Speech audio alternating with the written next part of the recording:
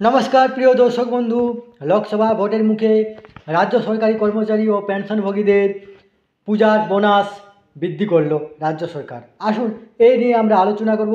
তার আগে আপনারা অবশ্যই আমার চ্যানেলটি সাবস্ক্রাইব করে নেবেন। দেখুন এখানে নোটিফিকেশন যে government of West Bengal finance department notification জারি করেছে, সেই নোটিফিকেশনে লেখা আছে গ্র্যান্ট অফ অ্যাডহক বোনাস, যেটা বৃদ্ধি করা হয়েছে 23-24-এর জন্য।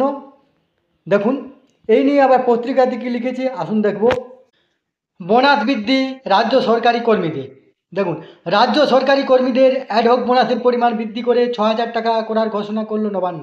এ যাবৎ অ্যাডহক বোনাসের পরিমাণ ছিল 5300 টাকা। সম্প্রতি এ বিষয়ে বিজ্ঞপ্তি জারি করেছে রাজ্য প্রশাসন।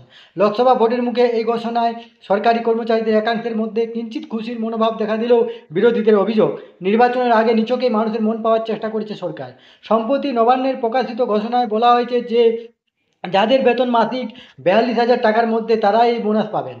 তার বেশি মাসিক বেতনধারী কর্মীরা এই বোনাসের আওতায় পড়বেন না।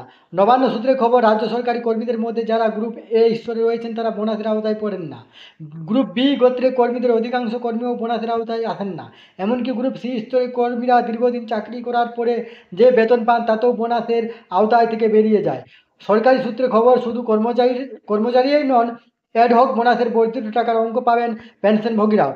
সম্প্রতি অর্থ দপ্তরের অন্য একটি নির্দেশিকায় জানানো হয়েছে, যেসব কর্মচারীরা গত বছরের সেপ্টেম্বর থেকে চলতি বছরের 1 সেপ্টেম্বরের মধ্যে অবসর নিয়েছেন বা নিচ্ছেন এবং যাদের পেনশনের পরিমাণ 35,000 টাকার নিচে, তারাও এককালীন 3200 টাকা অ্যাডহক বোনাস পাবেন। রাজ্যের পেনশনার্স ওয়েলফেয়ার অ্যাসোসিয়েশনের সভাপতি মনোজ চক্রবর্তী জানান, সরকার পেনশনদের বিষয়টিও সহানুভূতির সঙ্গে বিবেচনা করায় তারা খুশি। আসুন এরপর দেখব যে বোনাসটা পাবেন কবে। দেখুন এখানে যারা মুসলিম কর্মচারী তারা ঈদ উল ফিতরের সময় পাবেন এবং হিন্দু কর্মচারী বা বাকি অন্যান্য কর্মচারীরা দুর্গাপূজার সময় পাবেন। এই তথ্যটি আপনার সাথে শেয়ার করলাম। ধন্যবাদ। সুস্থ থাকুন, ভালো থাকবেন।